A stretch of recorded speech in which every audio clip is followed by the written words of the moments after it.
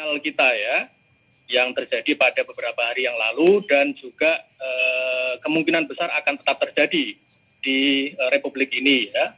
Lalu yang kedua, hal ini juga sebenarnya terkait dengan persoalan yang fundamental dari bangsa ini ya, yakni belum maksimalnya atau belum strategisnya ya, atau kurang cerdasnya stakeholder negara dan bangsa kita, terutama dalam menguatkan Pancasila ya. Jadi saya kebetulan 2 tahun lalu di unit kerja Presiden pembinaan ideologi Pancasila dan sekarang mengembangkan pusat studi pemikiran Pancasila. Nah, kenapa kemudian seperti Mas James tadi ceritakan ya, Mas Ruskin juga ya, lalu Gus Soleh ya, pasca reformasi itu lalu muncul berbagai hoax ya, berbagai hoax yang menyatakan bahwa Indonesia itu adalah Darul Harb. Ya, Darul Harb itu artinya negara perang ya. Sehingga kemudian sah-sah saja ya segelintir muslim kita yang terpapar ya oleh hoax itu lalu menciptakan berbagai aksi-aksi militerisme yang kemudian kita sebut sebagai terorisme gitu ya. Nah, jadi kan sebenarnya kan yang kita maksud sebagai terorisme ini adalah varian dari gerakan Islam ekstremis ya, yang sudah mengembangkan pendekatan-pendekatan militeristik ya di dalam upaya untuk mewujudkan cita-cita mereka ya. Kalau kita lihat misalnya, kalau teman-teman silakan searching di Google ya, ada buku terbaru saya terbitan Gramedia, Islam, Pancasila dan Deradikalisasi ya. Mantap.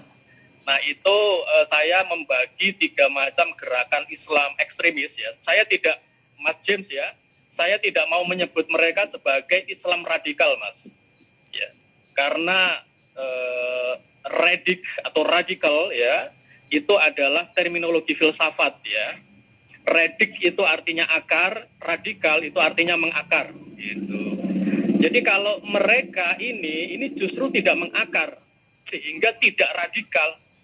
Gitu. Jadi ketika mereka terjebak di dalam ekstremisme, ya itu disebabkan oleh ketidakmengakaran, ya dari pemahaman mereka terhadap apa yang kita sebut sebagai usuluddin, ya akar-akar keislaman, gitu.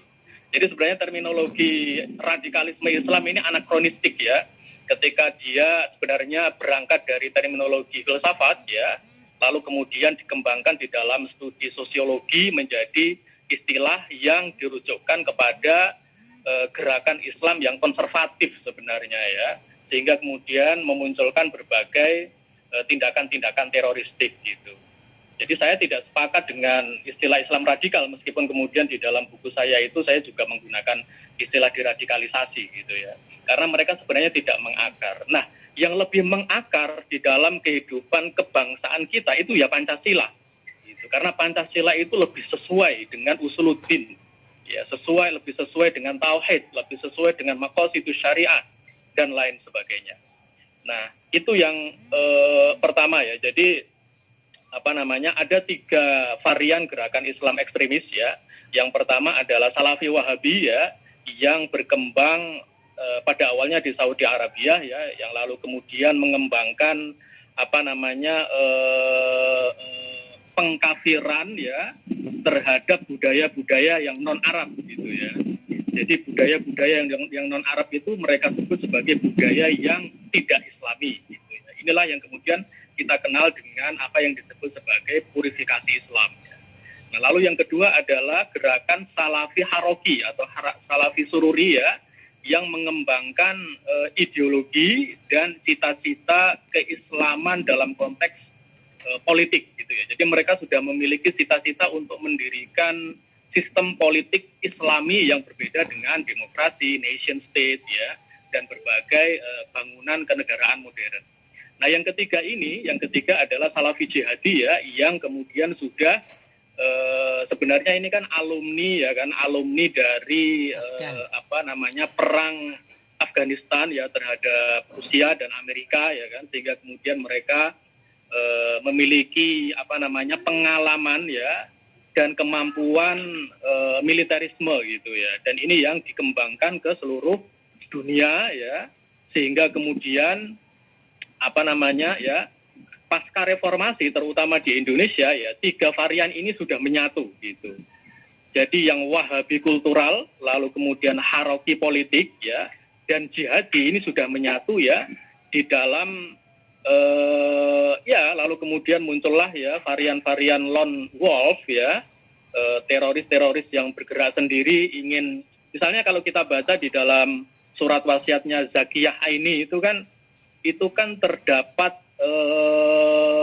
terutama 2 ideologi sekaligus ya. Yang pertama adalah ideologi Salafi Haroki ya, ketika Zakiyah itu menyebut misalnya demokrasi, pemilu, ya kan, lalu kemudian Pancasila dan Undang-Undang Dasar itu sebagai sistem yang kafir ya, Indonesia sebagai negara yang taghut, ya ini adalah warisan dari pemikiran Salafi Haroki ya, yang di Indonesia itu diwakili oleh Hizbut Tahrir Indonesia dan Ikhwanul Muslimin gitu ya. Jadi mereka sudah mengkafirkan sistem politik kita termasuk dasar negara Pancasila. Nah, tetapi yang kedua, ya kan, doktrin ideologis seperti itu